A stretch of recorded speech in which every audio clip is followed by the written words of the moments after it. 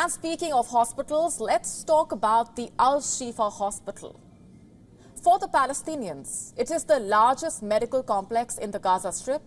And for the Israelis, this hospital is a major military base of the Hamas. So in the last 48 hours, this hospital complex has witnessed violence, a fierce gun battle between the IDF and the Hamas. Today came the D-Day. The Israeli forces raided the Al-Shifa Hospital. According to reports, dozens of Israeli soldiers entered that facility and stationed tanks in the medical complex. They used loudspeakers ordering young men to give up their arms and surrender themselves. And speaking about the raid, the IDF said that it was conducting a precise and targeted operation against Hamas. It added that several Hamas militants were also killed in the raid. Listen to this. Based on intelligence information and an operational necessity, IDF forces are carrying out a precise and targeted operation against Hamas in a specified area in the Al-Shifa Hospital.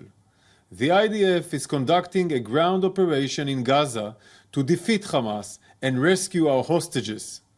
Israel is at war with Hamas, not with the civilians in Gaza. The IDF forces include medical teams and Arabic speakers who have undergone specified training to prepare for this complex and sensitive environment, with the intent that no harm is caused to the civilians being used by Hamas as human shields. And have a look at these images now. They show what happened inside the hospital during the raid. Medics were seen trying to evacuate patients from a ward which had apparently been hit by a shell. They could be seen moving patients on stretchers as smoke and dust filled up the corridors. داخل القسم لوجود غبار ودخان كثير يسبب اختناق المصابين. انجلاء المرضى بصعوبة غبار كثيف في المكان. تابعت الأمر لوجود الغازات التي تنبعث من القذيفة التي أطلقت على مبنى التخصص. إذن الاستهداف مباشر. الأمر صعب ومعقد للغاية. How many people are at the hospital? According to reports, there are at least 2,300 patients, staff and displaced civilians. They have been trapped inside after days of fierce fighting and aerial bombardment. This figure also, by the way, includes 36 newborn babies who are in urgent need of incubators to survive. There are also patients in the ICU. After the raid, they were forced to move away from life-saving devices. Watch this. I'm standing here at the ICU at Al-Shifa Medical Complex. This department is suffering after the shutdown of electricity due to lack of fuel. The health ministry warned about the lack of the fuel. This department today at dawn was struck directly by the Israeli occupation forces. Here also the ICU and these children, who were on life machines and artificial respiration, were taken into the corridors of the ICU department. These people here were denied life support devices. They face the loss of their lives because there are no support machines or artificial respiration devices. Around 29 patients are facing this tragedy.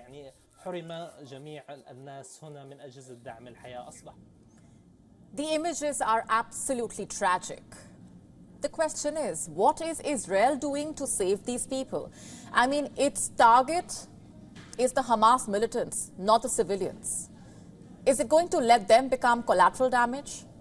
No, says the IDF. It has released this video which claims to show how the IDF troops are delivering medical supplies to the hospital to ensure that it does not stop functioning. In its statement, it also said that it was willing to ensure the transfer of incubators to the hospital. But the medics stationed inside say that there are laboratories that are still out of order. They are suffering frequent blackouts, and these blackouts are ruining the blood units stored inside. Since yesterday in Al-Shifa Hospital in the laboratory and blood bank, we have not been able to carry out our duties at the headquarters of the laboratory and blood bank. We moved some blood units to other departments with the presence of CBC machines, at least to offer the service to injured and patients. Tonight the electricity was cut completely. The samples have piled up. Blood units may have ruined completely. We cannot start the machines to do the tests. Under these circumstances, the laboratory and blood bank have stopped and everything inside may have been ruined and damaged. And as the siege continues, reactions are beginning to pour in from all over the world. The UN Emergency Relief Chief has said that hospitals should not be turned into battlegrounds. He also urged Israel to ensure the protection of newborns, patients and medical staff. Look, Hamas must not, should not use a place like a hospital as a shield for their presence. That is as strong a statement under humanitarian law as is the statement that the hospital should not become a place of a war zone of danger. We find these two issues equally important and equally understandable for both sides. Meanwhile, back in the United States, the Biden administration is apparently seeking ways to restrain the Israeli military in its operations. This is apparently part of the effort to limit the civilian toll and the risk of a bigger conflict. Reports say that in a letter to President Biden, over 500 political appointees and staff members from about 40 agencies across the Biden administration have criticized America's support for Israel in its war in Gaza. So clearly, the pressure on Israel to scale down its operations is escalating. The question is, will it listen? From where we see it, Israel will not stop until it completely eliminates Hamas. WION now available in your country. Download the app now. Get all the updates on the move.